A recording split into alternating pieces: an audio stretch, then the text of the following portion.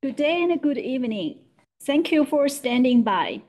Welcome to Tencent Holdings Limited 2025 first quarter announcement webinar. I'm Wendy Huang from Tencent IR team. At this time, all participants are in a listen-only mode. After management's presentation, there will be a question and answer session. For participants who dial in by phone, if you wish to ask a question, please press 5 on your telephone to raise your hand. If you are accessing from the Tencent Meeting or Zoom Meeting application, please click the raise hand button at the bottom left. And please be advised that today's webinar is being recorded. Before we start the presentation, we would like to remind you that it includes forward-looking statements, which are underlined by a number of risks and uncertainties, and it may not be realized in the future for various reasons. Information about general market conditions is coming from a variety of sources outside of Tencent. This presentation also contains some unaudited non-IFRS financial measures that should be considered in addition to, but not as a substitute for, measures of the group's financial performance prepared in accordance with IFRS.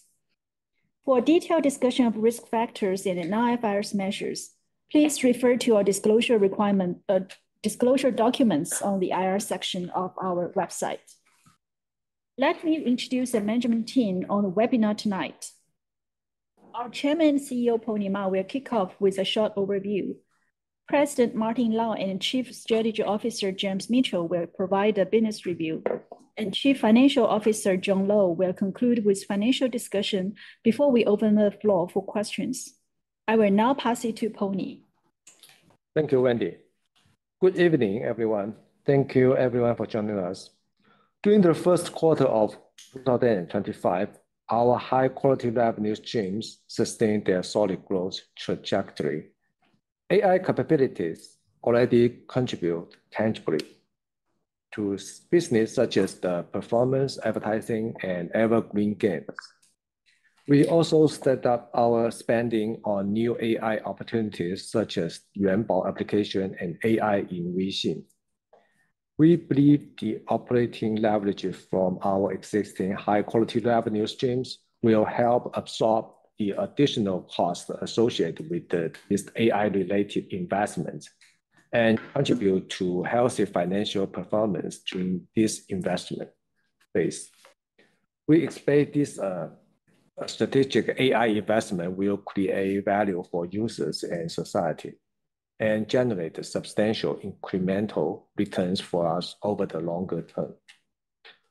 Looking at our financial numbers for the first quarter, total revenue was 180 billion RMB, up 13% year-on-year. Gross profit was 100 billion RMB, up 20% year-on-year. Non-IFRS operating profit was 69 billion RMB, up 18% year-on-year. And non-IFRS net profit attributable to equity holders was 61 billion RMB, up 22% year-on-year. Now turning to our key services. For communication and social networks, combined MAU of Weixin and WeChat grew year-on-year and quarter-on-quarter to 1.4 billion.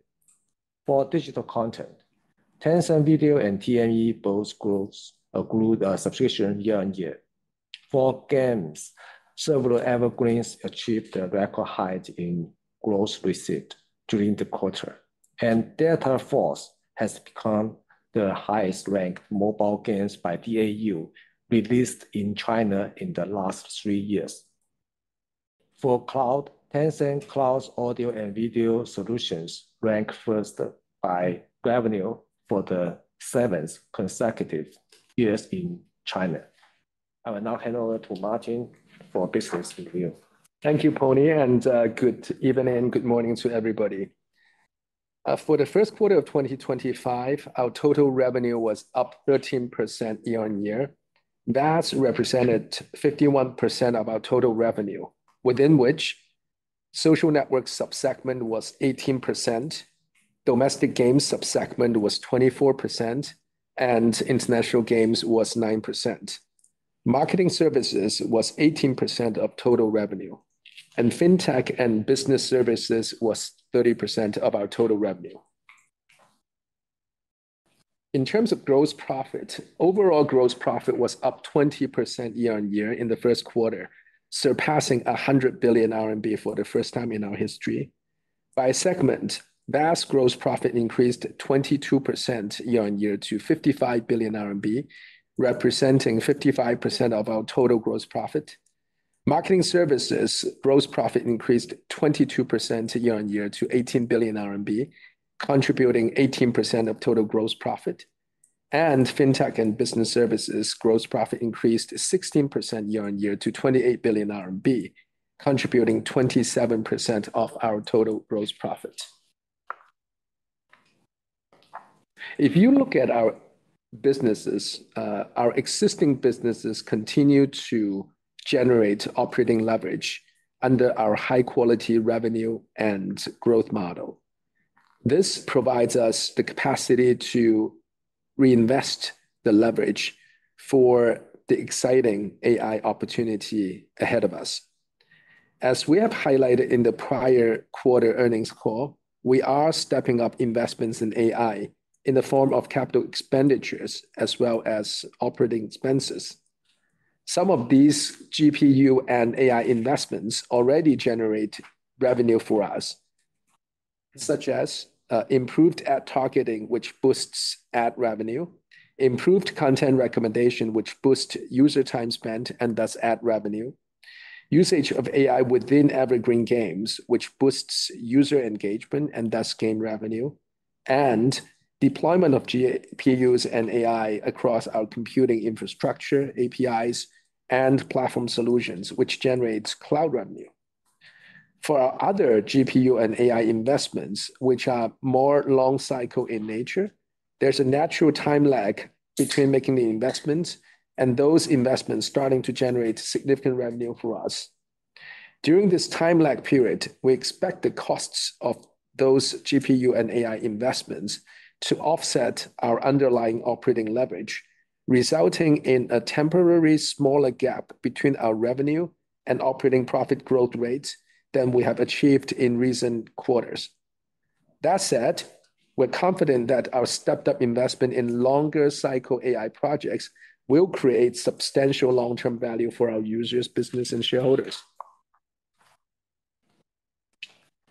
Turning to our different business segments, value-added services revenue was 92 billion RMB, up 17% year-on-year.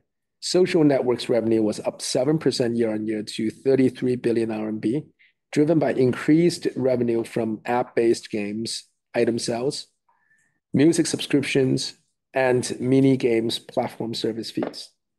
Music subscription revenue increased 17% year-on-year as subscribers grew 8% year-on-year to 123 million, and as ARPU improved.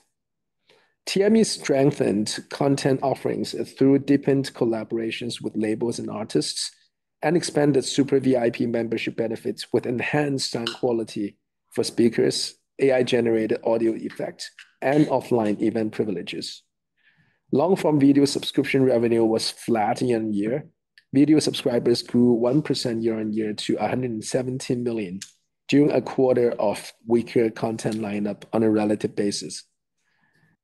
Our self-commissioned drama series, Guardians of Dafeng, was the most watched drama series across all long-form video platforms in China during the quarter, demonstrating the ability for us to create great content.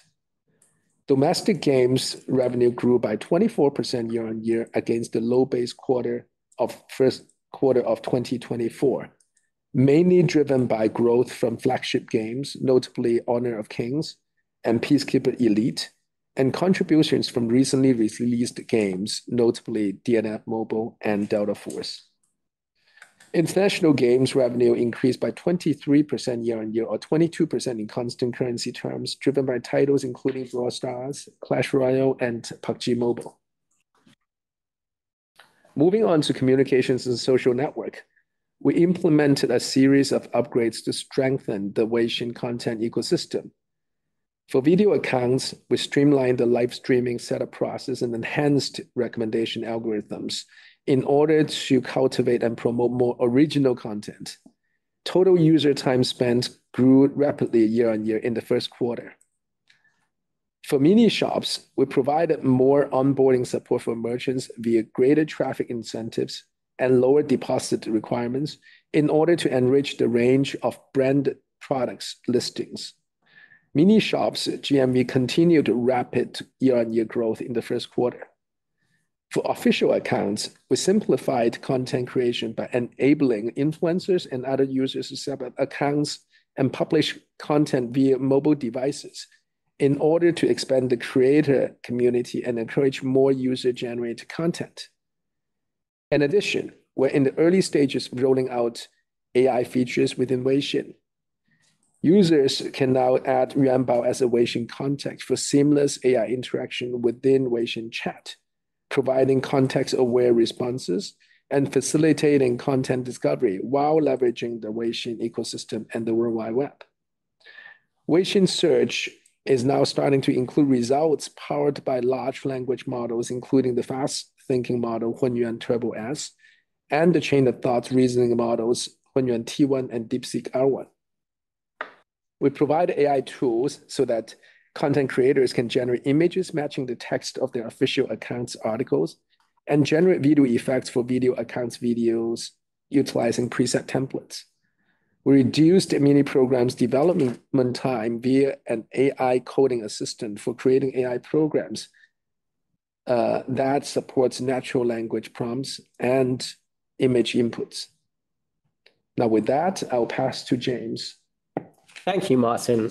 For our domestic games, and starting with our flagship evergreen games, Honor of Kings achieved record high quarterly gross receipts as Year of the Snake-themed outfits and promotion activities targeted to specific user profiles increased the proportion of players who make purchases within the game.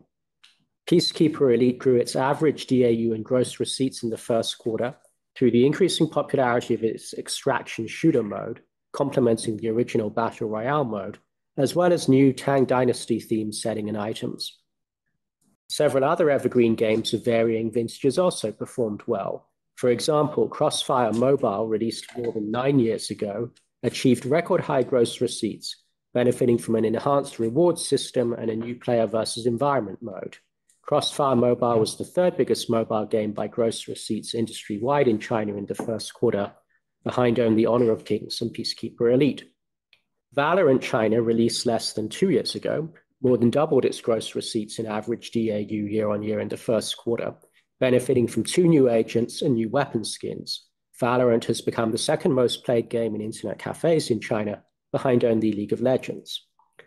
And among new games, Delta Force, which we launched in China last September, grew its PC plus mobile user base to a post-launch record level of 12 million peak DAU in April. Delta Force is now the 6th most popular mobile game by DAU industry-wide, and the highest DAU new game released in the last 3 years industry-wide. Among our international games, PUBG Mobile grew gross receipts by a teens percentage year-on-year, benefiting from Golden Moon-themed events and outfits, and collaborations with brands including Bugatti and the K-pop group Baby Monster. Call of Duty Mobile's gross receipts grew year-on-year, benefiting from a top-tier operator outfit featuring a halo and wings, and from Secret Cash, a new engagement system where players unlock rewards by completing tasks and events. For Delta Force outside China, its PC version, which launched in December last year, has been steadily growing its user base, achieving a record level of concurrent users on Steam in May this year. The mobile version of Delta Force is the second most downloaded mobile game in international markets since its launch on April the 21st. And we intend to launch a console version of Delta Force in the second half of this year. For marketing services, our revenue grew 20% year-on-year to 32 billion renminbi, benefiting from higher user engagement, ongoing AI upgrades to our ad platform, and a strengthening transaction ecosystem within Weixin. Our marketing services revenue increased year-on-year across all major advertiser industry categories. On the ad tech front, we upgraded our advertising platform with enhanced generative AI capabilities, such as ad generation and video editing tools to accelerate ad creation, and digital human solutions to facilitate live streaming activities for content creators and merchants. We're using large language models to deepen our system's understanding of merchandise and of user interests across our apps, and so deliver better ad recommendations. By inventory, video accounts marketing services revenue grew over 60% year-on-year, as advertisers increasingly utilized our marketing tools to boost content exposure, promote live streams, and drive sales conversion. Mini programs marketing services revenue increased notably year-on-year, capturing closed-loop marketing demand from mini dramas and mini games.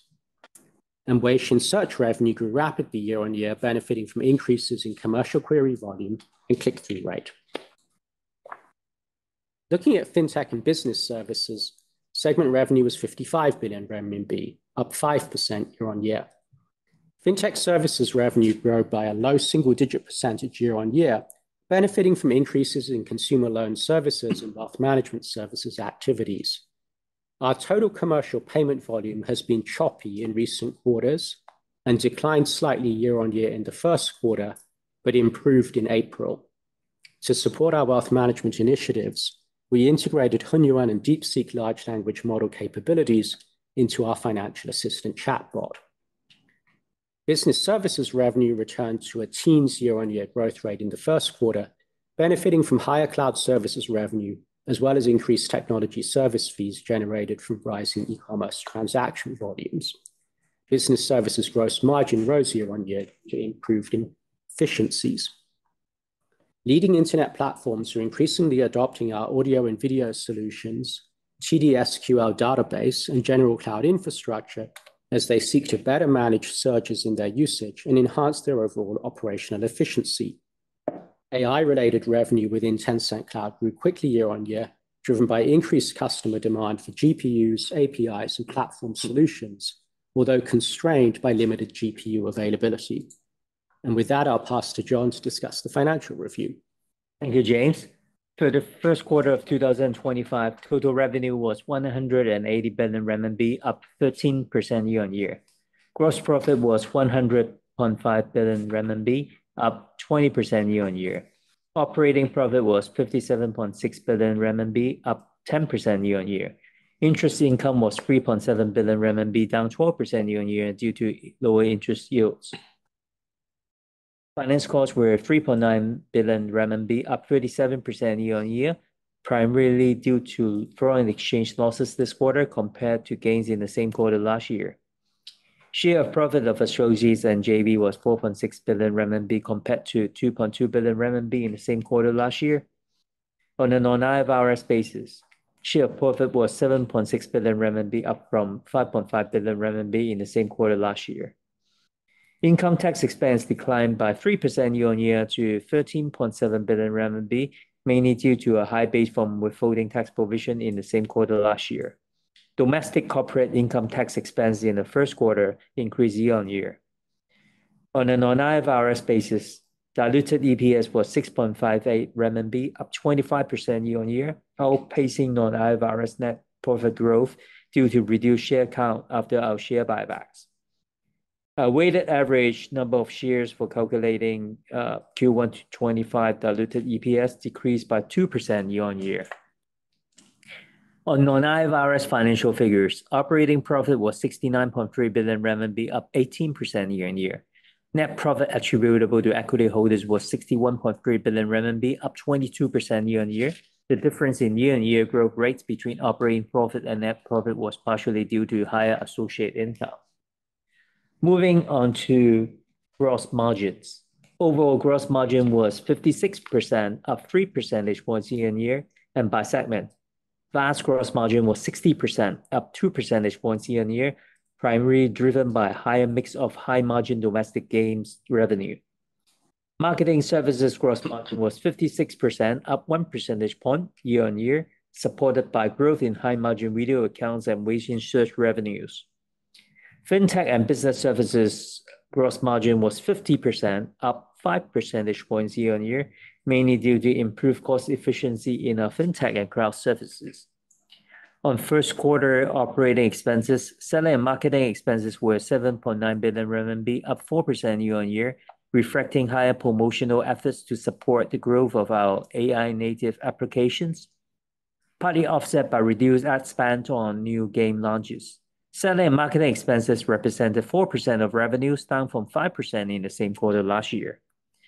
R&D expenses rose by 21% year-on-year to 18.9 billion RMB, reflecting higher staff costs and increased investment to support our AI-related efforts. G&A excluding R&D expenses increased by 62% year-on-year to 14.7 billion RMB, primarily driven by one-off 4 billion RMB stock-based compensation expense related to the restructuring of an existing commercial arrangement at an overseas subsidiary, which was not included in the calculation of our non-IFRS operating profit and net profit. At quarter end, we had approximately 109,000 employees, up 4% year-on-year or down 1% quarter-on-quarter. Our non-IFRS operating margin was 39% in Q1, up 2 percentage points year-on-year. To conclude, I will highlight some key cash flow and balance sheet metrics.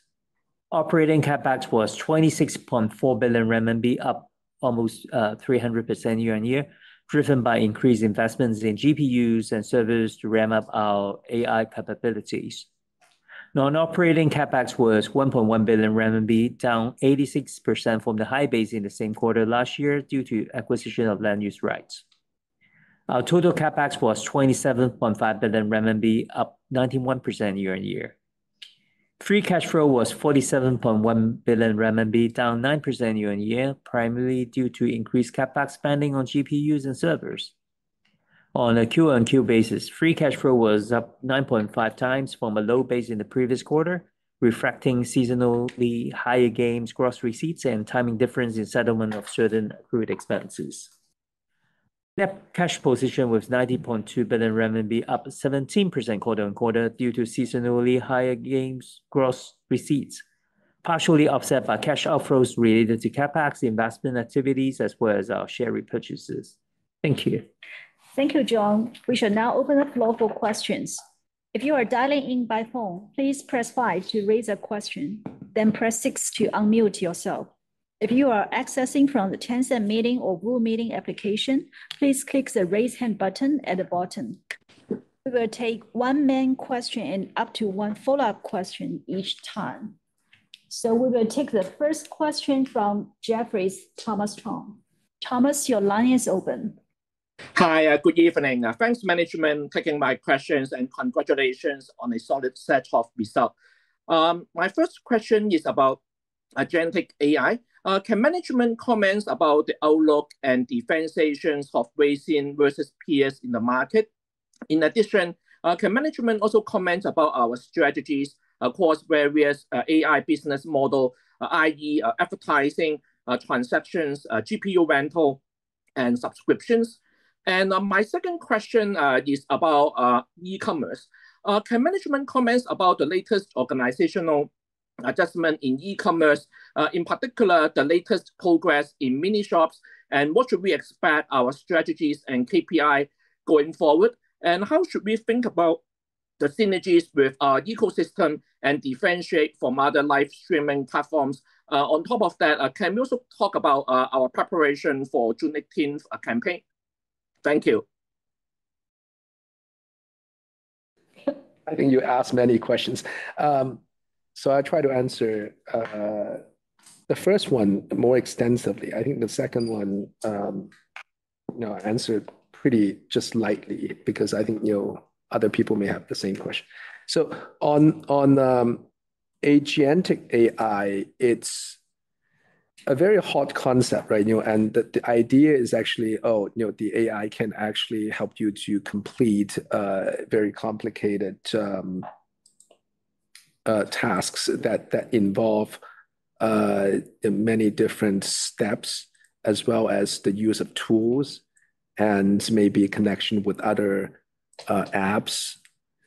So if we look at that concept, then there is a general agentic AI, which everybody can do. Essentially, you create this agent and you go out to the world and try to complete tasks for your user. But at the same time, there's also an agentic AI that can sit within Weixin and the unique ecosystem of Weixin. And I think, those are two different products. On the general agent AI, I think, we are creating that capability within some of our AI native products, such as Yuanbao and Aima. Over time, as these AIs continue to evolve to increase in terms of their capability. So in the very beginning, these AIs actually answer questions very quickly. So those are the sort of quick response. And then over time, they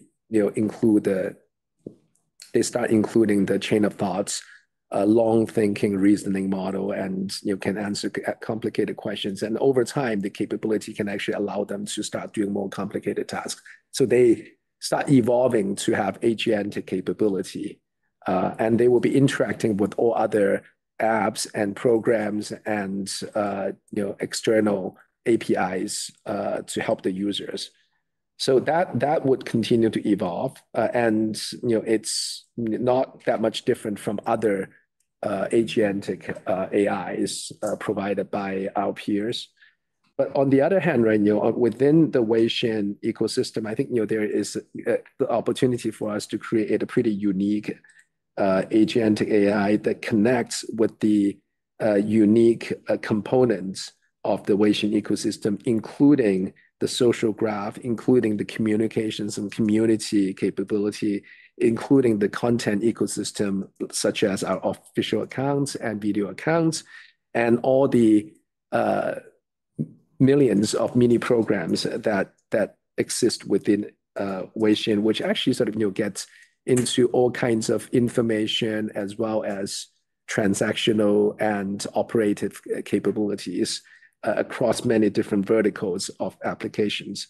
So I think that would be extremely unique compared to other more general agentic AIs, and that's sort of a very differentiated product for us. In terms of your question on AI business models, I think if you look at advertising, it's directly augmented by AI, because AI can actually help to improve the targeting capability of our ads, and when we deliver better results, then it translates directly into additional advertising revenue.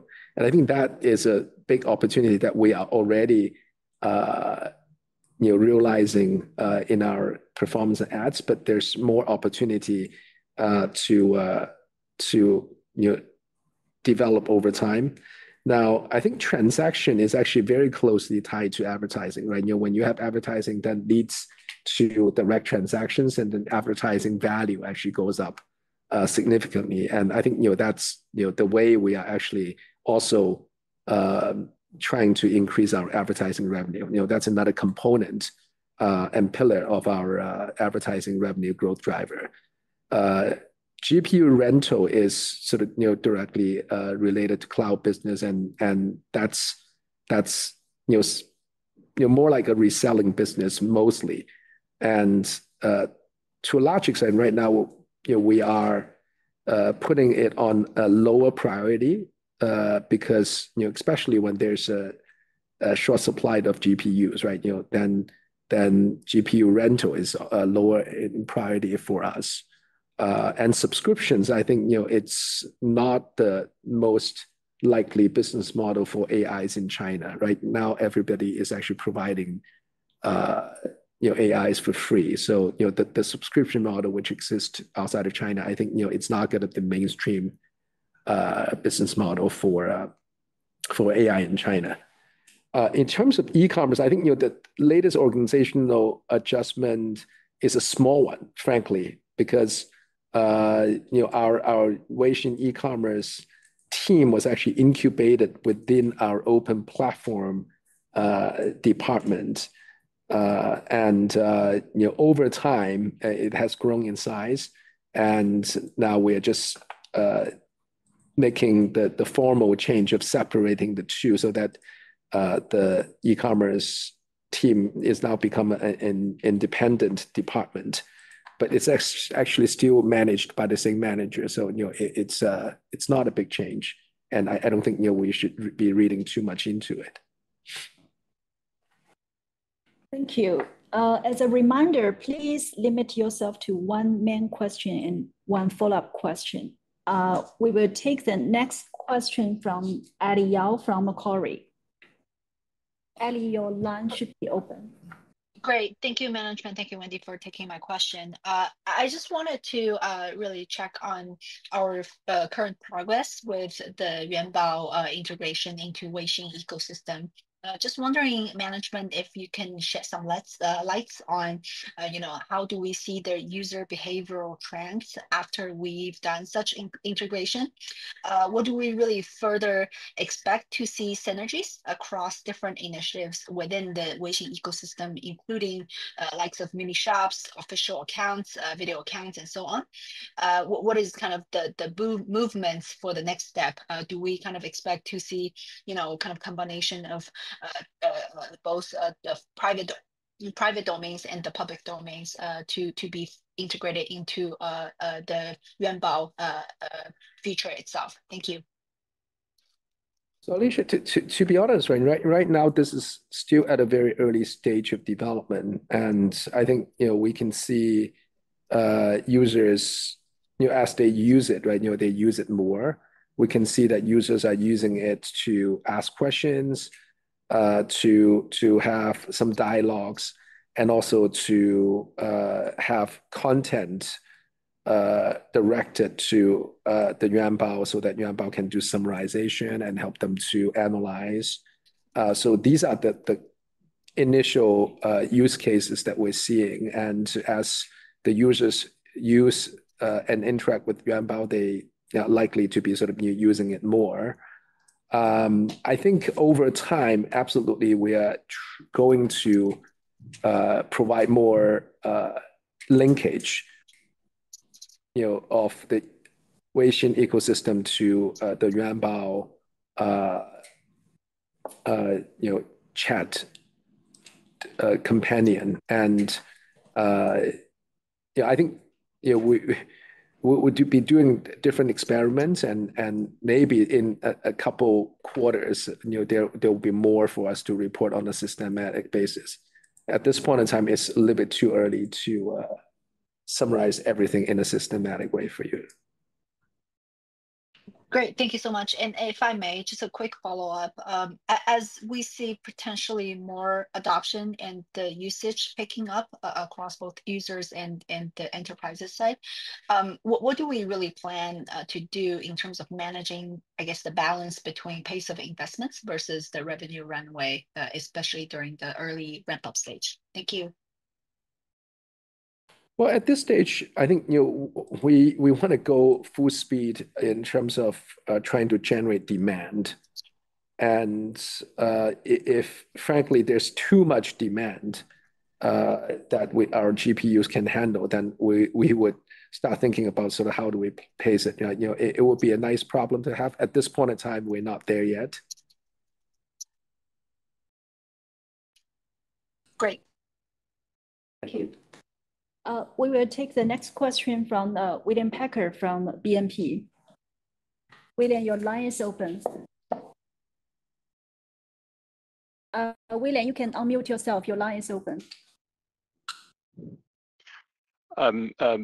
Thanks, management, for taking my questions, and congratulations on the strong quarter. It was a very strong quarter for domestic games. Could you help us think through the longer-term implications for the growth algorithm in that segment?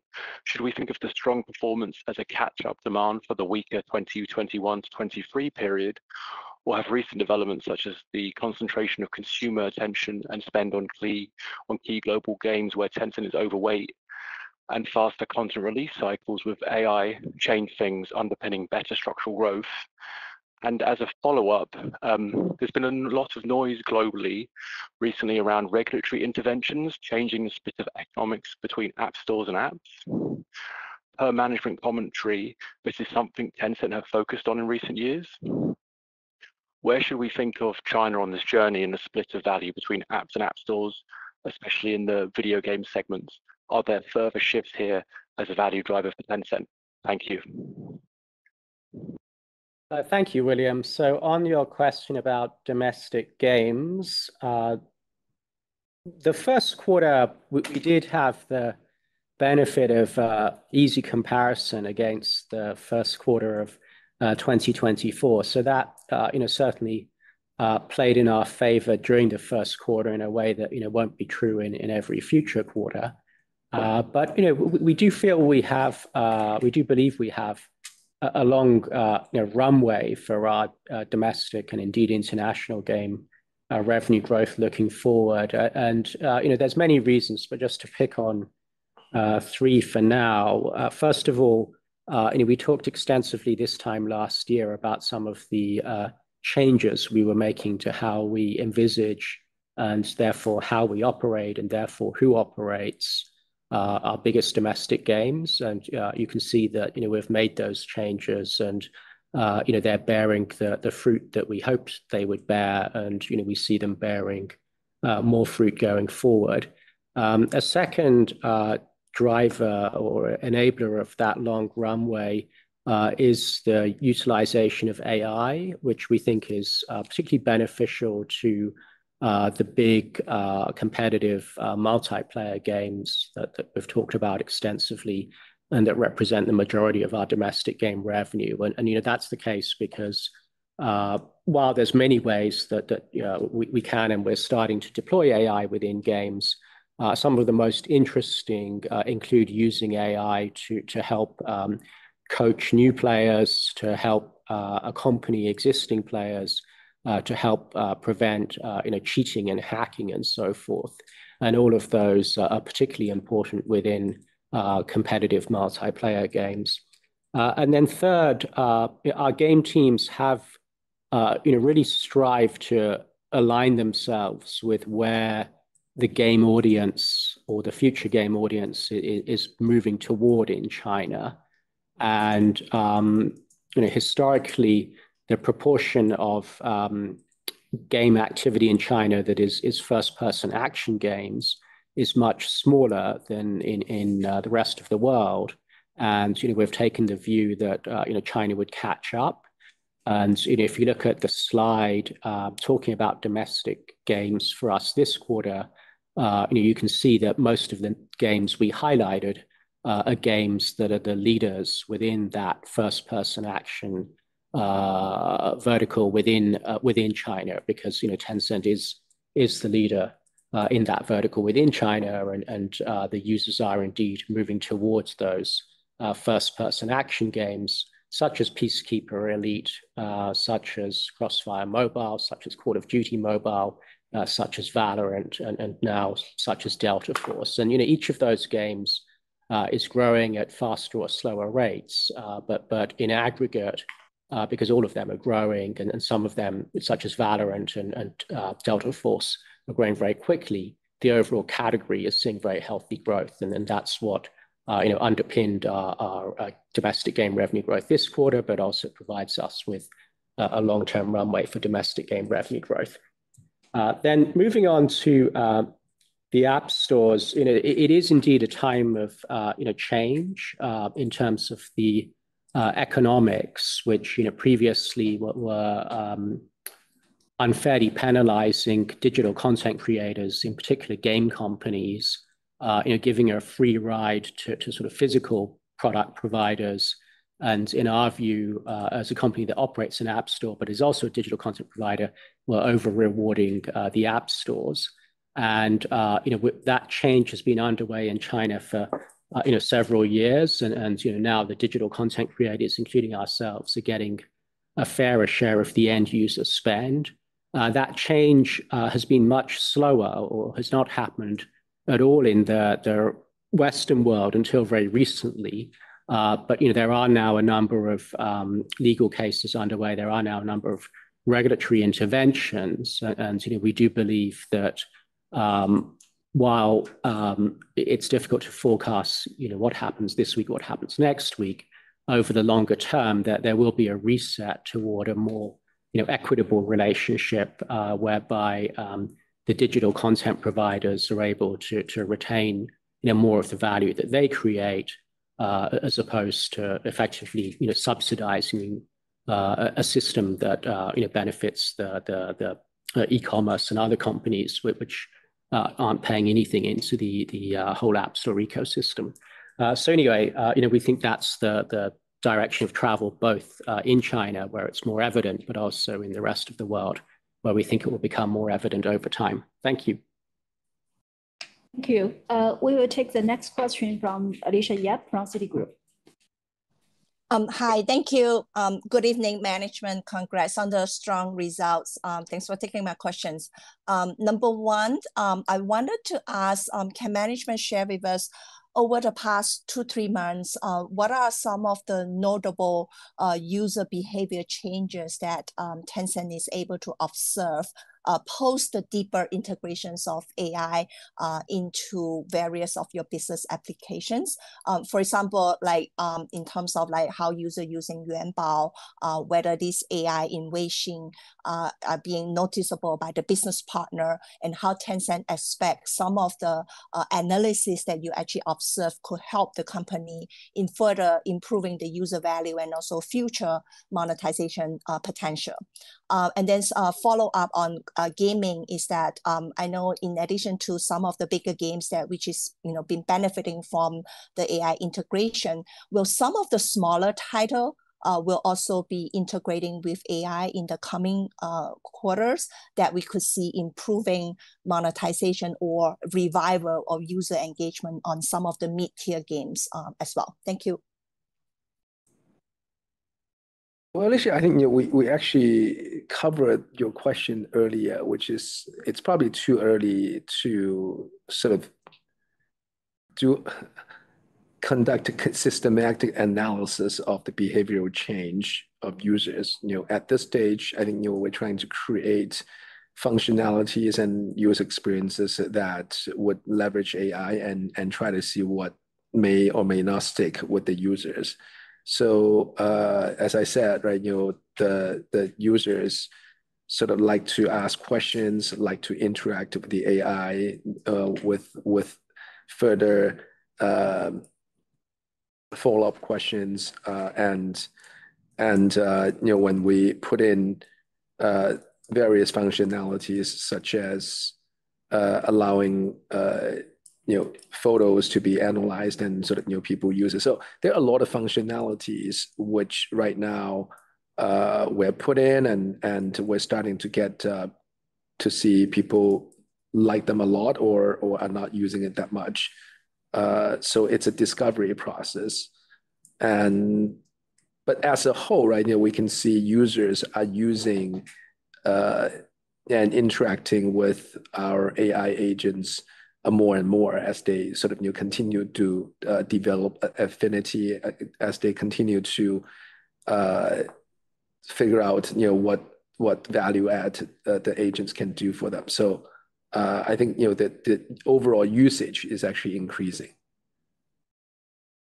And on your second question, I talked a little bit in response to William's question about how we're deploying what should we say is game AI into our big competitive games, and we're at a very early stage of that deployment, and so we think the biggest opportunity for us is continuing down that road. Now, at the same time, there's a sort of separate opportunity to deploy more generative AI into more content-driven games, and by doing so, perhaps one would be able to facilitate initially faster creation of content by the game studio itself, and then over time, some degree of user-generated content of varying quality of experiences, and ultimately dynamically created content where the game itself is spinning up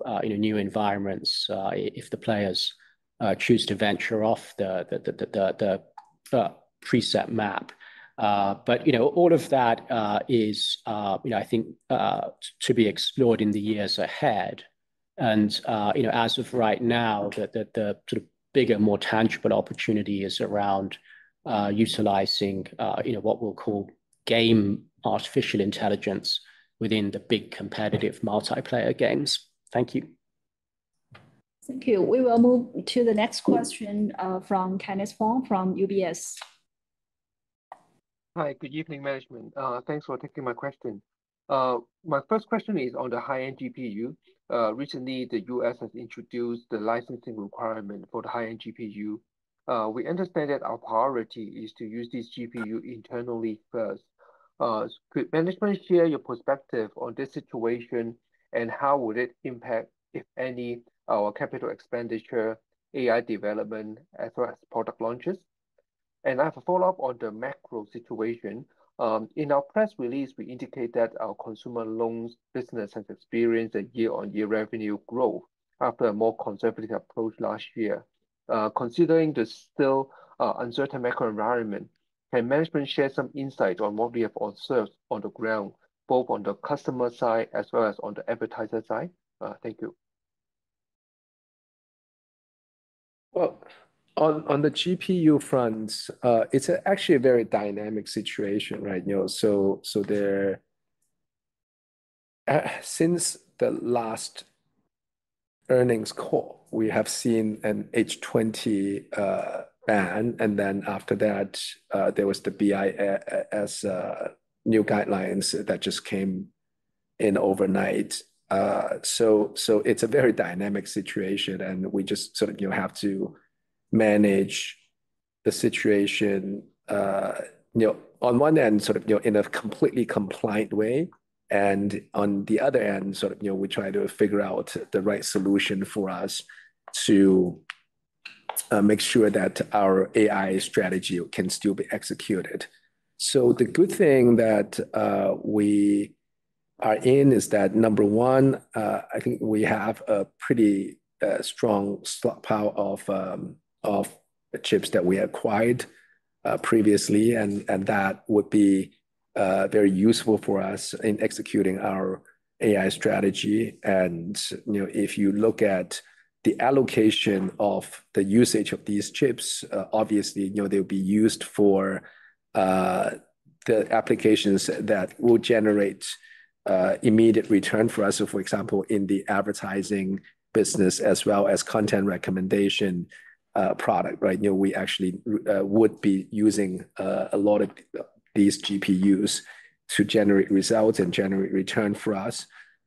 Secondly, in terms of the training of our large language models, they will be of the next priority, and the training actually requires higher end chips. And the good thing on that front is that over the past few months, right, we start to move off the concept or the belief of the American tech companies, which they call the scaling law, which required continuous expansion of the training cluster. And now we can see even with a smaller cluster, you can actually achieve very good training results. And there's a lot of potential that we can get on the post-training side, which do not necessarily need very large clusters. So that actually sort of help us to look at our existing inventory of high-end chips and say we should have enough high-end chips to continue our training of models for a few more generations going forward. And then the larger need for GPUs are actually sort of around inferences, and especially sort of when you see a growth in demand for inference, on the user side, as well as when we move into the chain of thoughts reasoning model, it actually requires many more tokens to answer a complicated question. And if we move into agentic AI, right, it requires even more tokens. Then there's actually a lot of need on the inference side.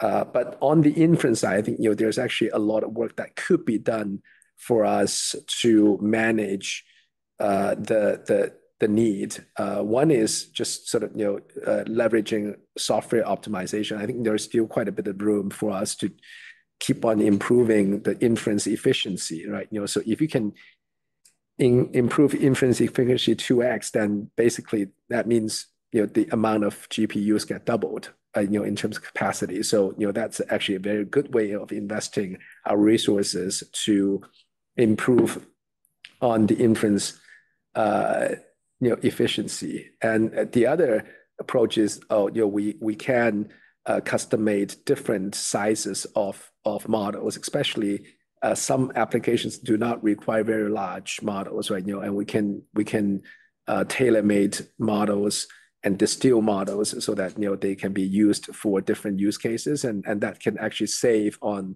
the inference usage of GPUs. And finally, we actually sort of can potentially make use of other chips, compliant chips available in China or available for us to be imported, as well as ASICs and GPUs in some cases for smaller models inferences. So I think there are a lot of ways through which we can fulfill the expanding and growing inference needs. And we just need to sort of keep exploring these venues and spend probably more time on the software side rather than just brute force buying GPUs. And on your question about our loan facilitation business and what we're observing on the ground. So, what we have observed on the ground this year is that the credit quality for the loans that we facilitate through our platform has been gradually but consistently improving. And, we think that's partly due to, better selection of borrowers and so forth. But it's partly also due to a more macro development, which is that over the last several years, consumers in China in aggregate have built up unusually large savings balances, and all else equal, one would rather be lending into a consumer with unusually large savings than a consumer with unusually limited savings. So we are enabling the facilitated loan book in aggregate to grow in a very measured way. Looking forward, how far can we grow that loan book? We estimate that if we benchmark that the loan book facilitated through our fintech platform with the loan book of our largest peer companies, then we're currently a fraction of their size. And so, while we'll continue to do this in a very measured fashion, we do think that that there's a long, many-year runway for us to continue growing these high-margin loan facilitation revenues. Thank you.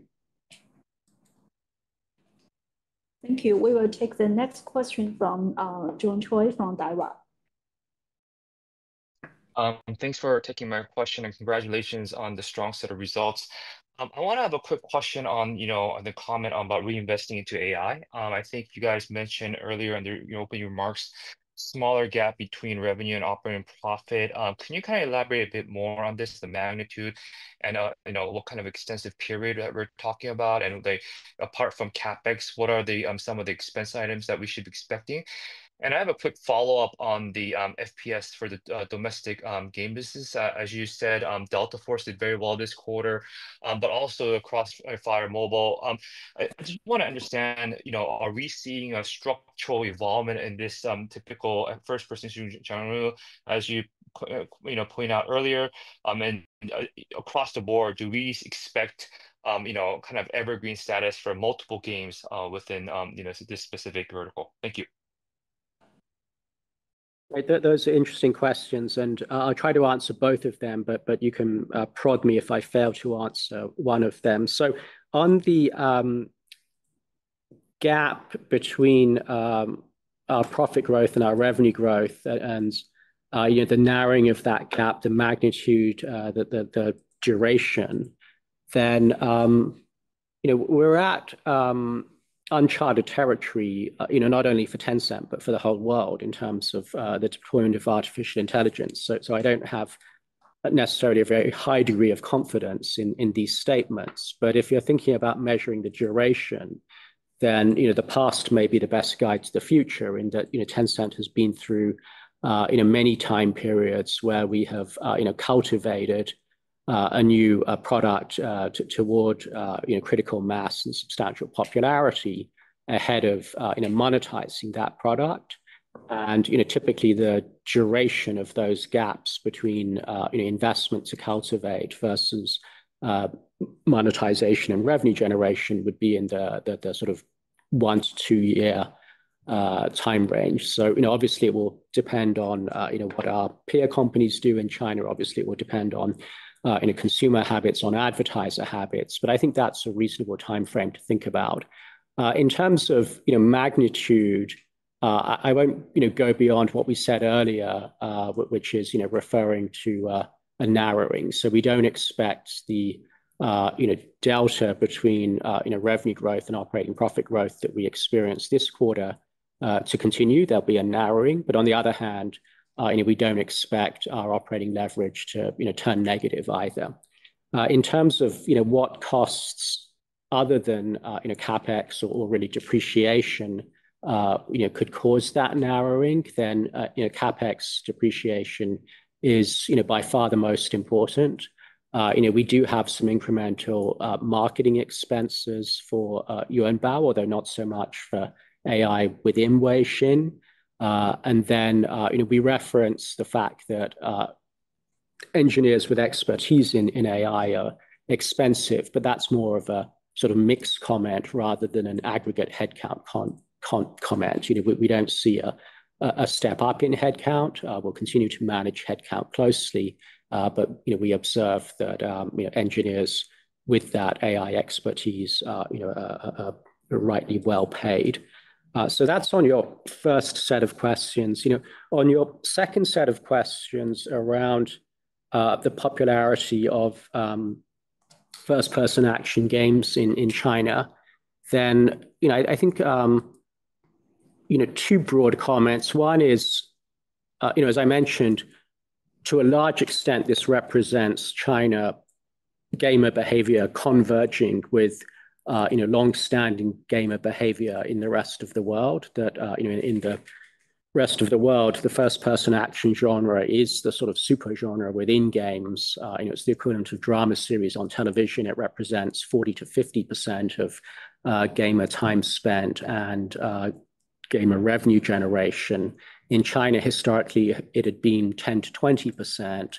But what we see when we look at the different cohorts, generations of gamers, is that younger gamers in China are disproportionately attracted to first-person action games, and first-person action games like Valorant that very directly appeal to let's say the 20 to 30-year-old demographic are doing particularly well. So that's one observation. The second observation is that while our newer first-person action games are doing well, so are a number of our incumbent games, including Peacekeeper Elite, Call of Duty Mobile, Crossfire Mobile, and I think there's a number of reasons for that. But one is that you may remember a few years ago the sort of unlock of the Battle Royale mode, which in the West resulted in Fortnite becoming very popular, Call of Duty Warzone, PUBG all becoming popular. And that was a sort of step up, which meant that the overall genre expanded. In China, we saw that step up from Battle Royale, and then more recently we've seen another step up through the popularity of so-called extraction shooter. And so, I mentioned that the increase in usage for Peacekeeper Elite, which is the biggest first-person action game in China, has been largely around the extraction shooter mode. For Delta Force, most of the high retention users play extraction shooter mode.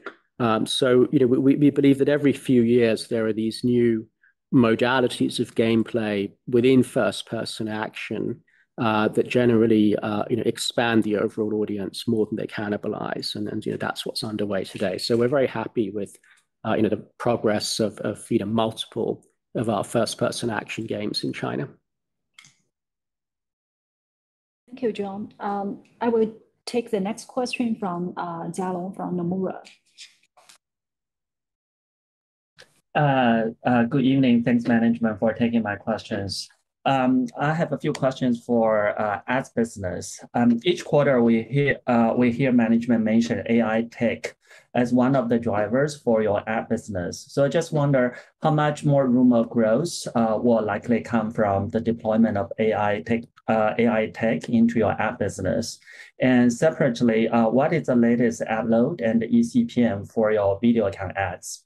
And regarding Weixin search, so I just wonder what is the latest search query market share for your Weixin search, and how much of the ad revenue is now contributed by Weixin search?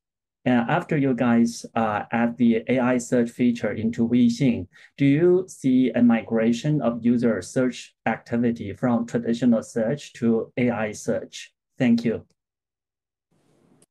Okay, I'll try to address some or all of those as best I can. But in terms of how much further AI benefits can boost our advertising revenue, it's really a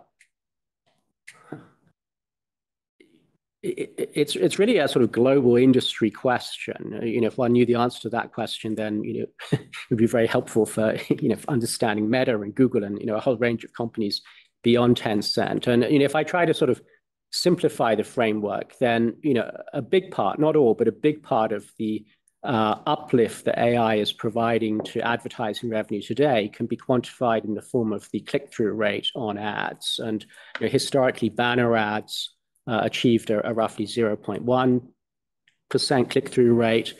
Feed ads achieved a roughly 1.0% click-through rate. With the benefit of AI, we've seen that the click-through rate on certain ad inventories can improve toward 3.0%, for example. And then the question is, what's the upper limit on that click-through rate? And at this point, no one knows the answer, because it almost becomes philosophical. If you had complete information or insight into a consumer, if you had the ability to infer what the consumer wants or the consumer, given their prior behaviors, should want, and then deliver an ultra-targeted ad to that consumer, then it's very hard to say that the upper limit should be X% rather than Y%. Of course, there's other ways that AI benefits advertising revenue. We can use AI to target more appealing content to the consumer, which means they spend more time in the feed, which means they then view more ads. But I think that that ad click-through rate is perhaps the most important. In terms of the video accounts ad load, we have kept it fairly stable for the last I think 6 months now, and it's still around 3 to 4%. In terms of the video account CPM, it remains a very good number. Partly because of the high click-through rate that we're achieving, partly because there is advertiser competition to have access to the inventory that's available. In terms of the Weixin search query share, we haven't disclosed that number, but it's on a good upward trend.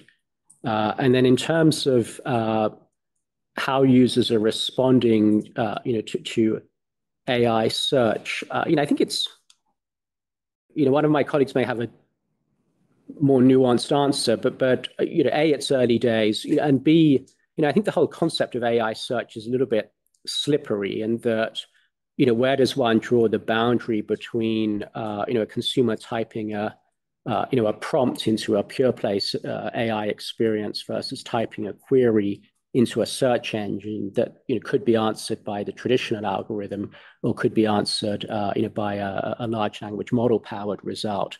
The two are sort of blending together, and we think that as a relative newcomer, new entrant into the search industry, that's good for us, because it's a chance for us to build user share and ultimately build revenue share as well. Thank you. We will take the next question from Alex Yao from JP Morgan. Thank you, management, for taking my question, and congrats on solid quarter. So the first question is on advertising performance, which accelerated from 17% in Q4 to 20% in Q1. So we want to understand to what extent is such a strong performance or acceleration driven by macro recovery versus technology improvement versus inventory release. Based on the prior commentary, I guess inventory release should be the smallest impact for one. So even if accurately quantify the impact is difficult, would you be able to give us a rank of the impact on the revenue acceleration? And then another question is on the AI product format. So you guys have been actively acquiring user adoption for Yuanbao for a while. Can you share us with the user feedback, retention, etc., on those users who are actively using Yuanbao? More importantly, in terms of the product, how do you see the future development of chatbot AI application? Is it likely the ultimate form of generative AI? Thank you. So why don't I answer the advertising question, but not the AI question? Answer that. I think so. I think on the advertising, Alex, I wouldn't read too much into the quarter by quarter fluctuations in the advertising revenue growth rate. It's been within a band, and frankly, the first quarter was at the upper end of that band, and we wouldn't even necessarily desire an acceleration. For us, it's more important to really preserve a very long runway for sustaining that band for many, not quarters, but many years to come. And it may be that if we see ourselves being too close to the top of the band, then we take more time in terms of increasing the ad load for our existing products, or in terms of deploying ads against our newer AI products, and really focus on optimizing for user time spent, user experience, rather than trying to break out of the top of the band, but then the band exists for a shorter period of time than we would like it to. So I think that's the broad general comment. In terms of your question and sub-question about the specific drivers for the fluctuation upward in the first quarter, it's certainly not inventory, because we haven't increased inventory at all. I don't know whether it's macro or not. We probably need to wait and see what other companies report. And then the cadence of ad tech improvements around AI is not something that we try to sort of overly plan on a quarter-to-quarter basis. So again, in sum, I just say that this was a normal sort of fluctuation within a band to the upper end of the band, and I wouldn't read anything. I wouldn't read too much into it, and I wouldn't over extrapolate it forward either. And there's an organic growth of traffic too, right? So that probably is a pretty important driver. But yeah, the traffic growth and the ad tech improvements are why the band is in the teens rather than the single digit positive or the single digit negative range.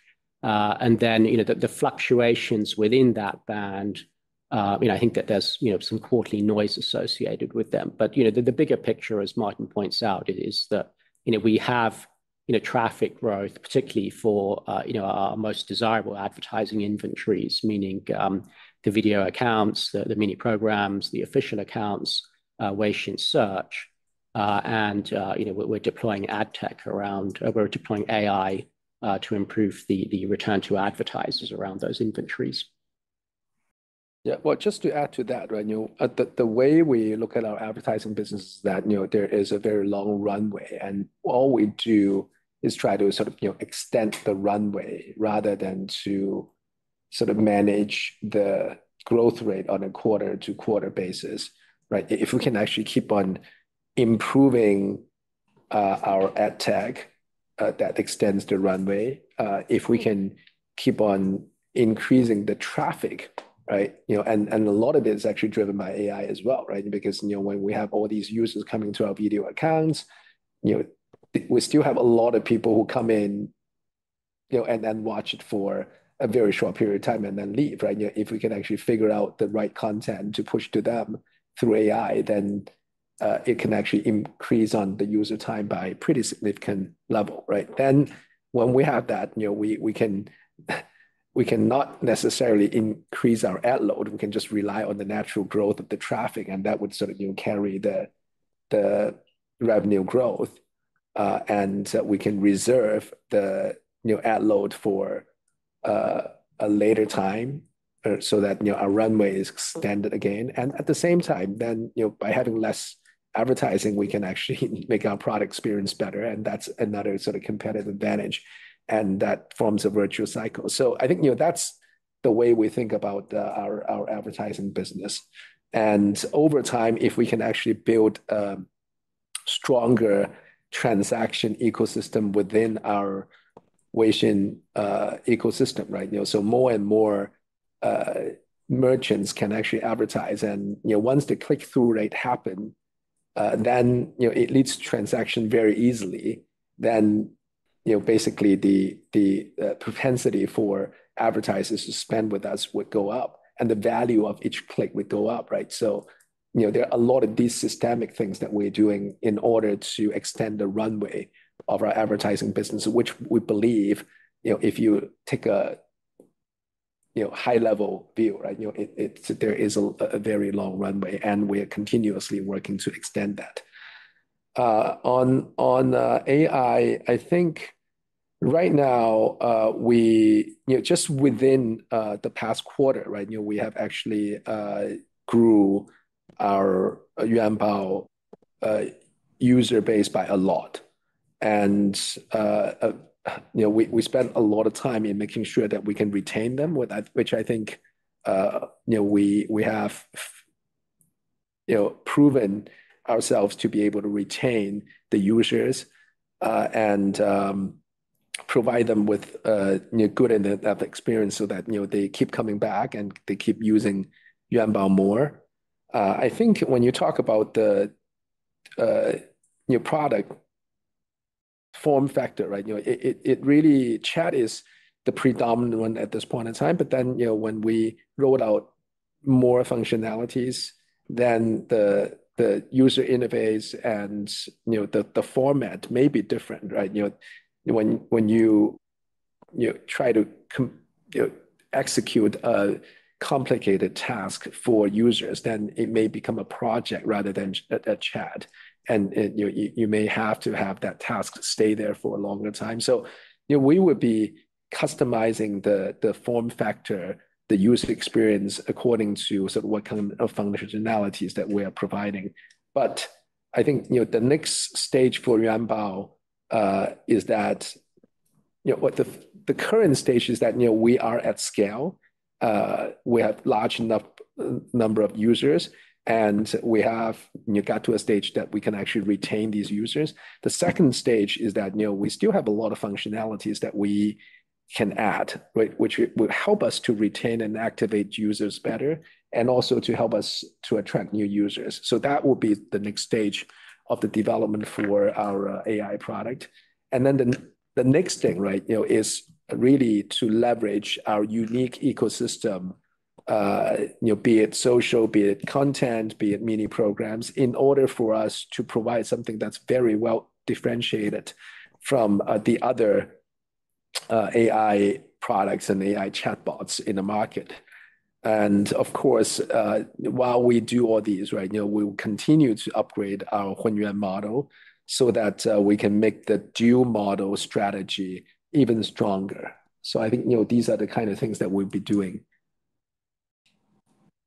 Thank you. We will take the last question from Ronald Kwong from Goldman Sachs. Thank you, Wendy. So thank you, Pony, Martin, James, and John. Two questions. One is on our WeChat e-commerce strategy. Just want to hear what are the key KPIs that we see, and is there a plan or timeline for maybe shelf-based offering versus today, which is live stream, search as the main formats? Second is on payment. I see management noted a slight decline in the payment volumes in 1Q. So are these more macro related, or is it a payment strategy, which, because you've also mentioned some improvement in April? Thank you. In terms of e-commerce strategy, I don't think we operate by setting prescriptive KPIs. This is a very long-term project with very long runway. Again, right? I keep on sort of going back to the same term, runway, because we felt it's much more important for us to make sure that the business can keep growing for a very long time, rather than sort of go for these sprints so that you have a KPI and then sort of meet it. So in terms of how we build the runway, we have a number of initiatives that's going on. The number one priority is really sort of improving the basic shopping experience for consumers, such as we need to have higher quality products. We need to have return policy that's convenient for them.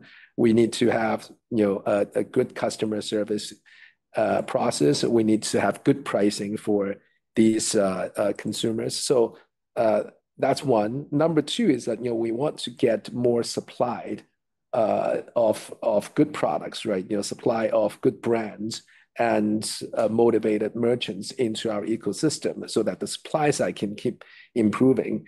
And the third one is really to get more traffic to the merchants and provide more chances for consumers to interact with products and with the merchants, right? And the first step is really growing traffic through live broadcasts. I think that's one way through which we can really convert more sales, and it's actually well proven.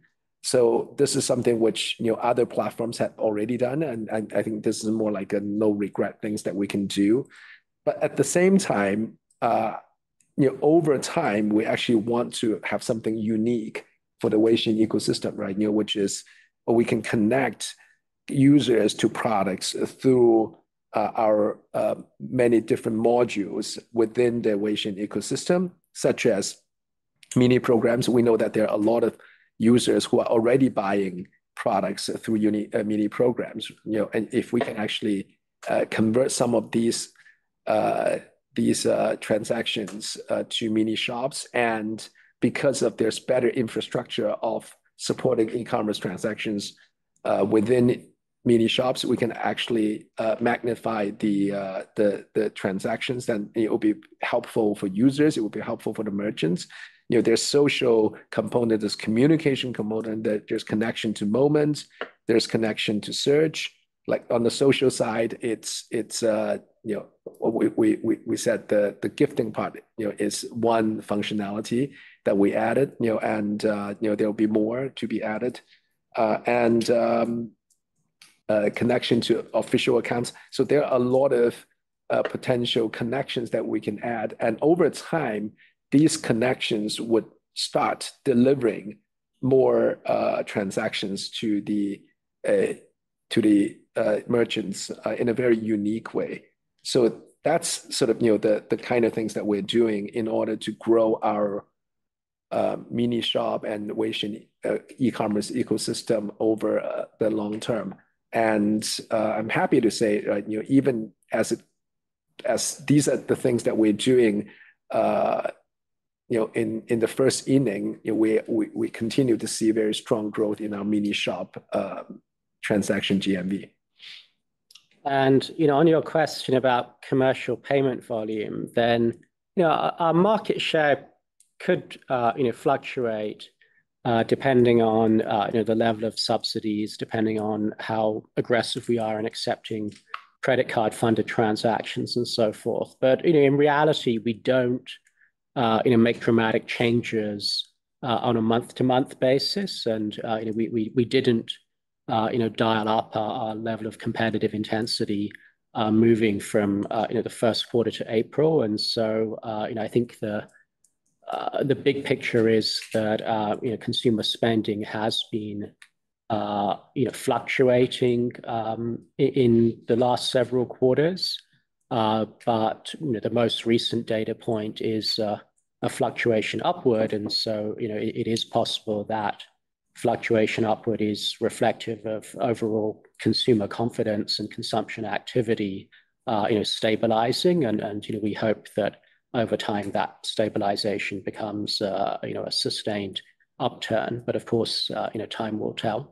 Well, if I can answer it sort of slightly adding more color, right? I think when we look at the first quarter, we see the number of transactions continue to go up, but then the pricing actually goes down, right? And our hypothesis is that it could be a little bit of the last leg of your supply side competition as the demand side start to warm up. And I think the April trend somewhat confirms it, but that's really before all the tariffs start kicking in, right? So without the tariff, I think we clearly see that the consumption pattern has bottomed out and start to slowly recover.